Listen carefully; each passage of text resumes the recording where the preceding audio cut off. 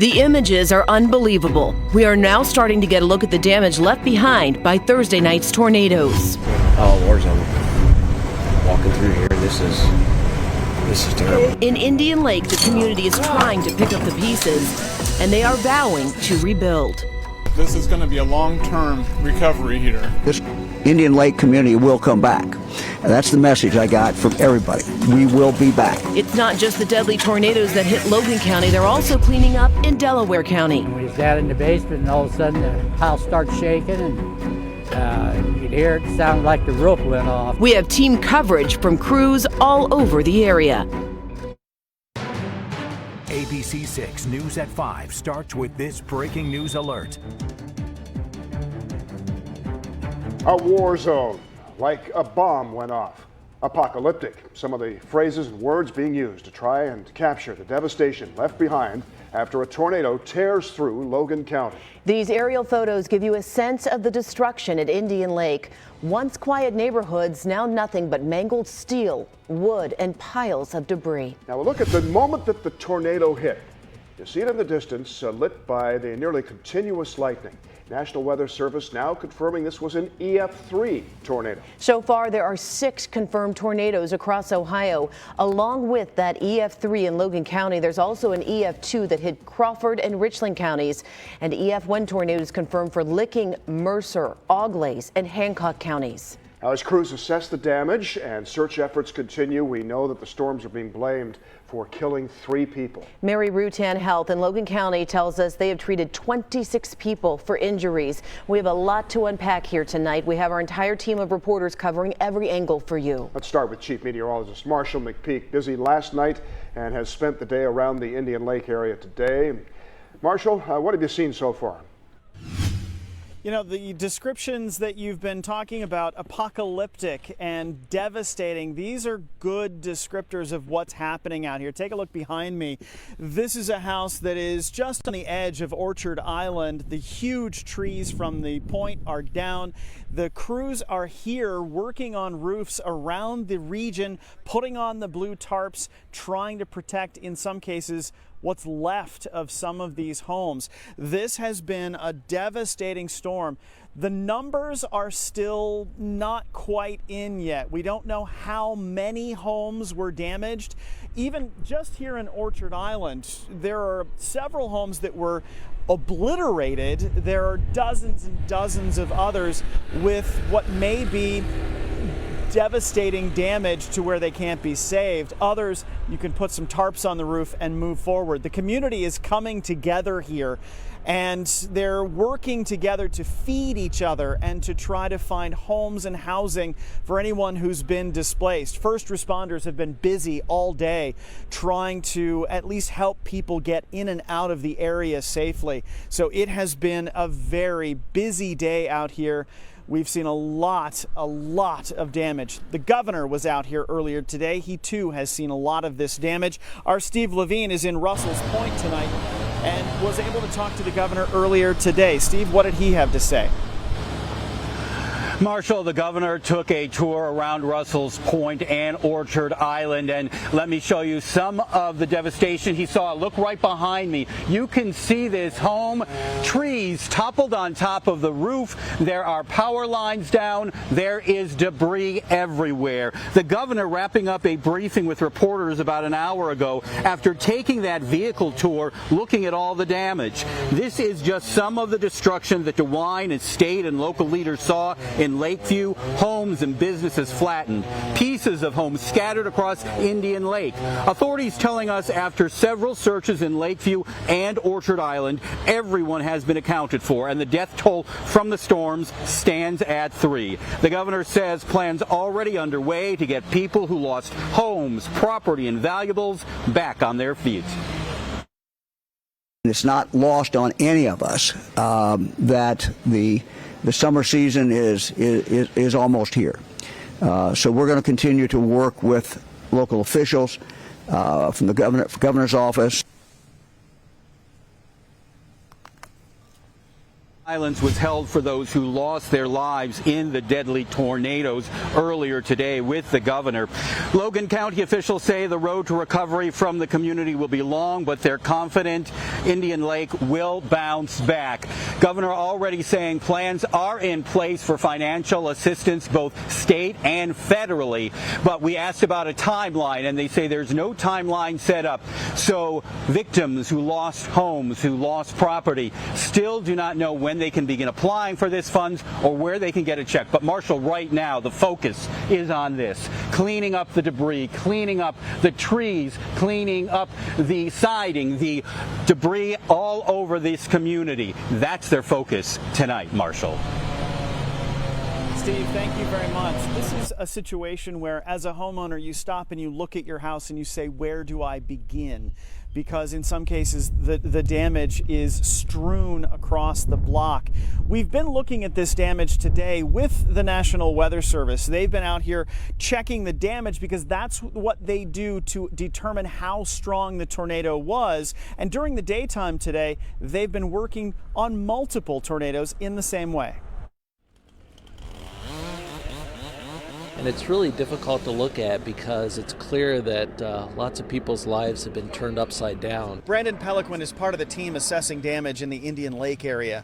Similar teams from the National Weather Service are spread out across central Ohio.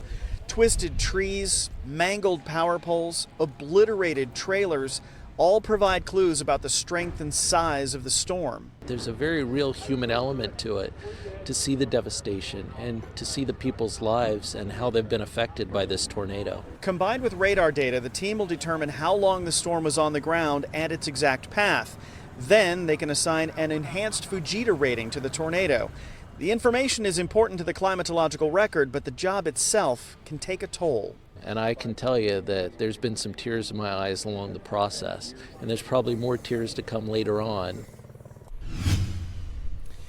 Some of it has been very difficult to look at because you know what it has meant to people's lives and livelihoods to have this much of the area destroyed. As you know, the National Weather Service has now determined this has been an EF3 tornado in this area. More details will come out on that in the next few days as they continue to look at radar data and more of the information about how this storm came through the region. In the meantime, our Isabel Hansen is in Lakeview this evening, where some of the other devastated neighborhoods are. Isabel, what are you seeing there?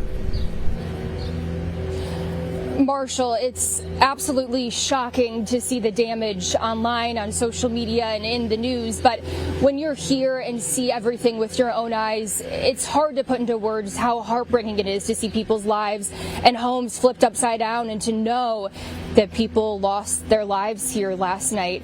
Here's just one example. Everywhere you look, homes destroyed. This shed flipped upside down, and these two A-frame homes nearly toppled over. If you look inside this one, you can see times just standing still from when the tornado ripped through here. The couch, a side table, the fridge open on its side.